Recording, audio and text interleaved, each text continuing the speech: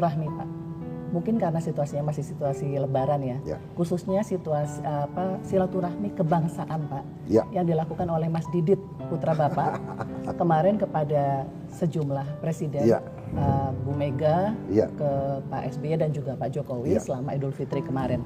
Dan beberapa waktu sebelumnya beredar juga foto-foto di ulang tahun Mas Didit itu berkumpul putra-putri Presiden RI yang sebelumnya. Dan karena itu Mas Didit disebut-sebut sebagai duta sila ketiga Pak Persatuan Indonesia. Nah, apakah benar Mas Didit ini menjadi jembatan komunikasi Bapak dengan sejumlah tokoh? Jadi begini ya, anak saya Didit itu sudah lama, jadi dia itu memang bersahabat dengan banyak orang dan dia bersahabat sama mereka itu. Jadi selalu kalau ada masa politik beliau tanya, Bapak saya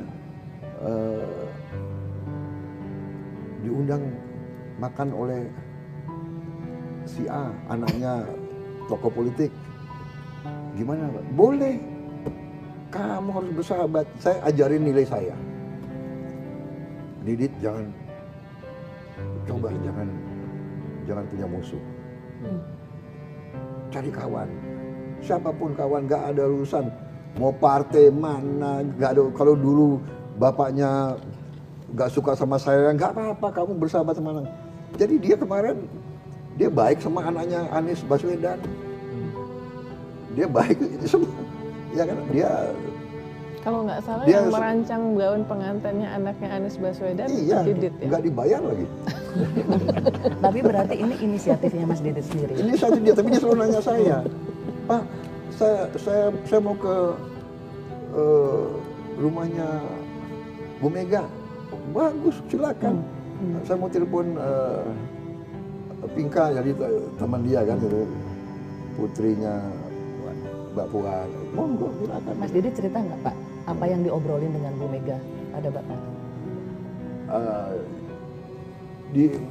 Ngobrolin ya yang baik-baik aja ya, yang dia hubungannya baik sama Ibu Mega dari dulu, dan sama Mas AHY dia baik, sama semua. Saya heran juga, jadi oke, dia bisa kumpulin.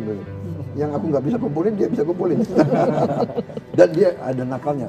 Kadang-kadang dia kumpulin, dia nggak kasih tahu saya, dia nggak kasih tahu saya. Jadi saya datang, surprise untuk Bapak ya.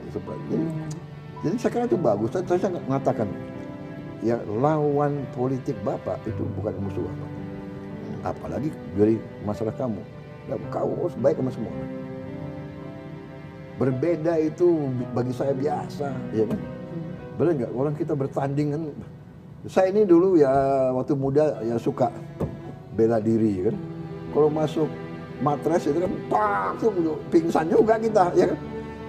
Habis itu kita berdiri kasih tangan, ya kan? Kita dididik begitu, ya kan? Padahal babak belur kita kalau kalah, ya kan? Nggak apa-apa.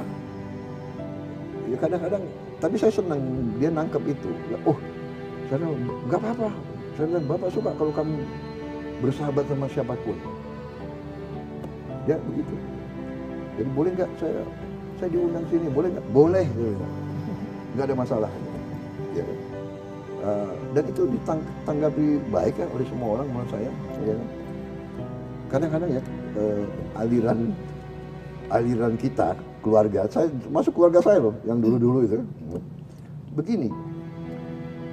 Jadi ada pelajaran ya, mungkin klan ya.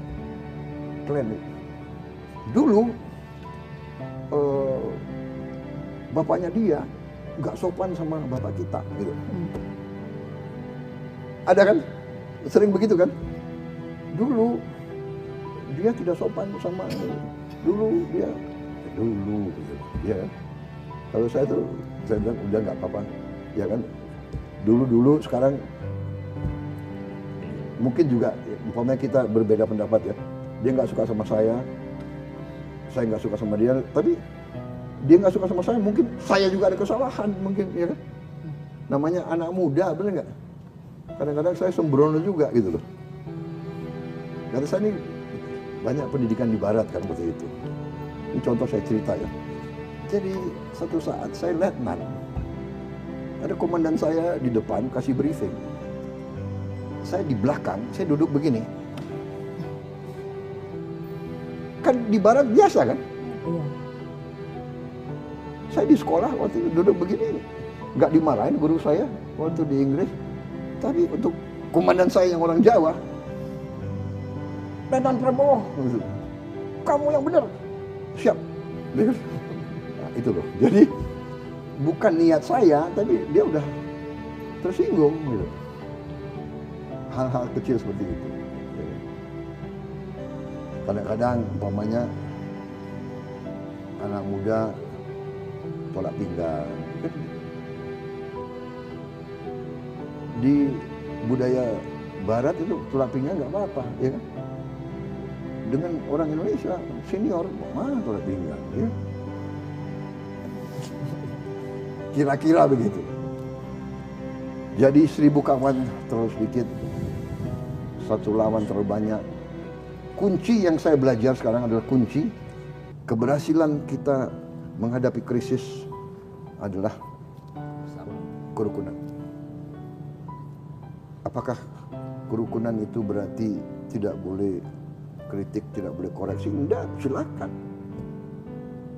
Kritik boleh, ya kan? Saya mau, umpamanya ada orang yang mengatakan makan bergizi tidak benar. Ya monggo diskusi, kenapa tidak benar? Negara India laksanakan, Brazil laksanakan, dan terbukti Brazil sudah melaksanakan 11 tahun. Kelihatan, begitu makan bergizi, angka kemiskinan menurun. Karena uang beredar di tempat miskin. Di desa ya? Di desa. Tiap hari, tiap anak harus makan 1 telur. Berarti petani ayam ini ya kan ada pasar dan sebagainya dan sebagainya dan sebagainya. Jadi kita bukan melaksanakan hal yang baru. India melaksanakan, Brazil melaksanakan, ya kan? Kalau Amerika sudah lama melaksanakan. Yang saya tangkap dari pengalaman mereka adalah memberi makan kepada anak-anak itu adalah instrumen demokratisasi. Karena